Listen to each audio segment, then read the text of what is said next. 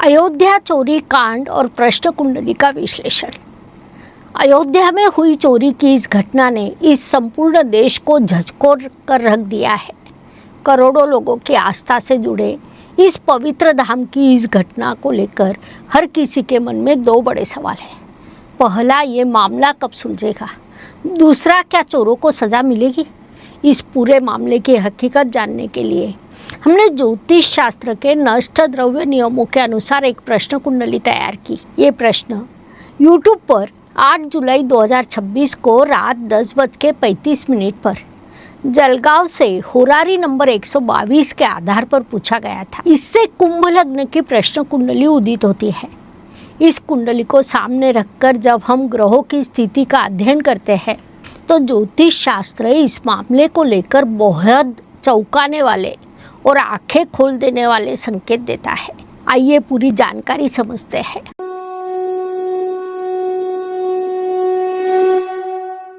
राहु का जाल और शुरुआती भ्रम, इस कुंडली में सबसे बड़ी भूमिका राहु की है। कुंडली में राहु ये साफ दर्शाता है कि ये चोरी जितनी सादी और सरल ऊपर से दिखाई दे रही है उतनी है नहीं।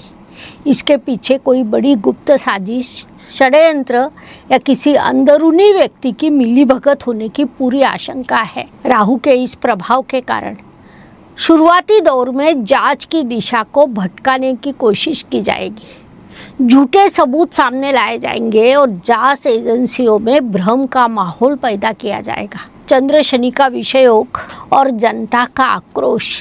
इस कुंडली में लग्नेश शनि और चंद्रमा की युति बनी हुई है जिसे ज्योतिष में विषयोग कहा जाता है। ये योग आम जनता के भीतर उबलते हुए भारी गुस्से और प्रशासन के प्रति अविश्वास को दिखाता है। लेकिन ध्यान रहे, शनि जनशक्ति यानी लोक शक्ति का कारक है। इसलिए परिस्थितियाँ कितनी भी विपरीत क्यों न हो, राजनीति के अंदरूनी दबाव कितना भी बढ़ जाए, इस देश की जनता इस सवाल का पीछा नहीं छोड़ेगी। जनता का यही दबाव आखिरकार प्रशासन को झुकने पर मजबूर करेगा। कुंडली के मुख्य स्वामी शनिदेव को विलंब यानी देरी का कारक माना जाता है। इसका मतलब है कि ये मामला चुटकियों में हल होने वाला नहीं। जांच की रफ्तार धीमी रहेगी और इसमें समय लगेगा। लेकिन इस देरी के दौरान इस केस में कई अनपेक्षित मोड़ आएंगे। एक के बाद एक कई बड़े झटके लगेंगे। कुछ ऐसे प्रतिष्ठित या संशय से परे चेहरों के नकाब उतरेंगे जिनकी कल्पना किसी ने सपने में भी नहीं की होगी। इस पूरे अंधकार के बीच सबसे बड़ा टर्निंग पॉइंट साबित होने वाले हैं गुरुदेव। कुंभ लग्न की इस कुंडली में गुरुदेव धन और लाभ स्थान के स्वामी होकर छठे घर में, जो कि कोर्ट कचहरी और जांच का घर है, अपनी उच्च राशि में विराजमान है, वो भी अतिचार यानी बेहद तीव्र गति से। इस पूरे मामले में एक बड़े दैवीय हस्तक्षेप का सीधा संकेत है। जब दबाव और संशय चरम पर होगा तब किसी बड़े धार्मिक या राजनीतिक नेतृत्व के सीधे हस्तक्षेप के कारण अचानक एक ऐसा पुख्ता सबूत सामने आएगा जो राहु के फैलाए भ्रम के जाल को झटके में छिन्न भिन्न कर देगा। ज्योतिष शास्त्र का एक शाश्वत नियम है, शनिदेव न्याय में देरी जरूर करते हैं लेकिन न्याय से इनकार कभी नहीं करते। डिले है पर डिनायल नहीं। छठे घर में बैठे उच्च के गुरु चोरों और उन्हें शह देने वाले के तमाम मंसूबों को मटियामेट कर देंगे।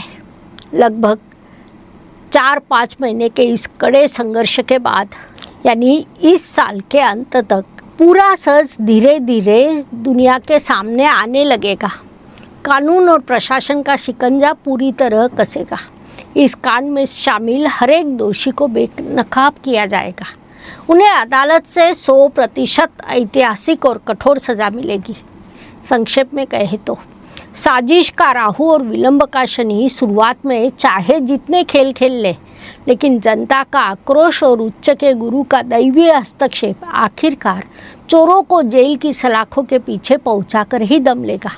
अयोध्या की इस पावन भूमि पर अंततः जीत सत्य की ही होगी, ये इस प्रश्न कुंडली ने पूरी तरह सिद्ध कर दिया है।